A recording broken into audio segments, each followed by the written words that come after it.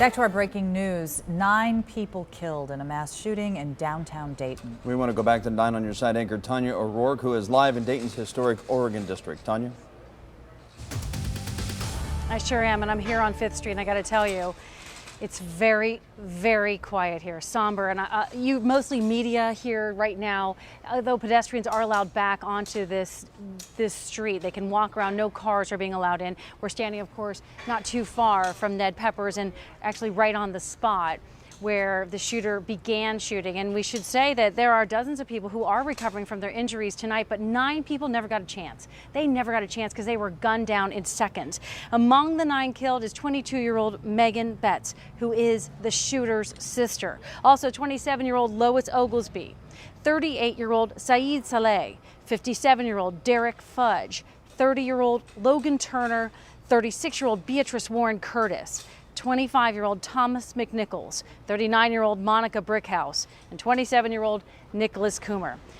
We are learning more about at least one of those victims tonight, Logan Turner. 9 on your side's Raven Richard has more on him.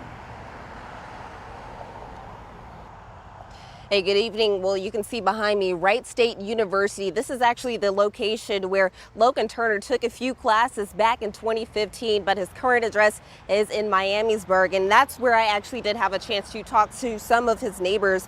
So one neighbor, Sean Sanford, says he actually spoke to Turner many times over his time being there. He actually last saw him last night getting ready to head out with a few friends. And Sanford actually says he never realized that last night would be his last time seeing him.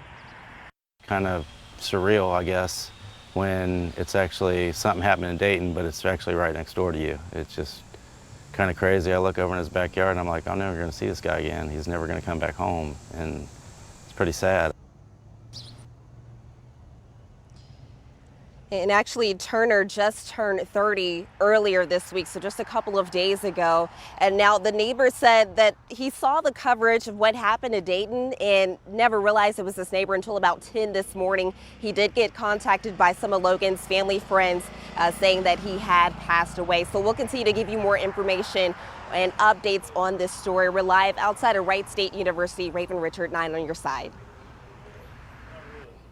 Raven, thanks so much. So we are just a couple of hours away right now, a little less, from a vigil that will take place right around in this area for those who were injured and those who died in this terrible situation. But police, they're still ramping up their investigation. They said a little bit ago that they are just at the very beginning of this investigation. 9 on your side's Josh Bazan is at the Dayton Convention Center. He has the very latest from police. Josh, what do you know? Hi, Tanya. Well, Dayton police say they're still trying to figure out a motive for this attack. As we've mentioned, one of the victims, is the sister of the alleged shooter, Connor Betts. Another person who was injured in the attack is a friend of Betts, according to police. But 17 hours later, after the attack, police are still trying to answer a lot of questions. We know the suspect had 2 weapons that night, but only one was used in the attack. A shotgun was left in his car nearby. Police say both weapons, including the .223 caliber rifle used to kill 9 people, were purchased legally. Dayton Police Chief Richard Beal says nothing in Betts' background would have raised any flags. He also says Betts was not on the police department's radar at all.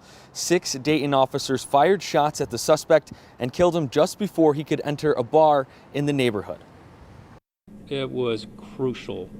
Had this individual made it through the doorway of Ned Pepper's with that level of weaponry, there would have been a catastrophic injury and loss of life.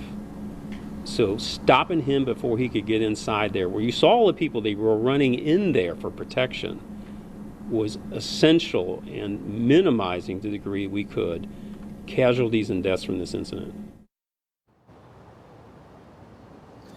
Well, the police investigation is still in the very early stages. Chief Beal would not comment on what, if any, evidence was seized in the search of Betts' home in Bellbrook. They have also said that they did interview that friend who was injured in the attack, but they are not saying what they may have learned from him. Reporting live outside the Dayton Convention Center, Josh Bazan, 9 on your side. All right, Josh, thanks so much for all the latest information there. You know, we're still outside here. We've moved out into the street, and you can see there's just a whole lot of media here, and truly people are starting to enter this district, this Oregon district, and be near what has happened, the location where this happened. It's very quiet here. It's very somber. They're giving it the respect that it needs, and more respect will be paid later, of course, at that vigil. Well, for now, though, we'll send it back to the studio. I'm Tanya O'Rourke here in Dayton.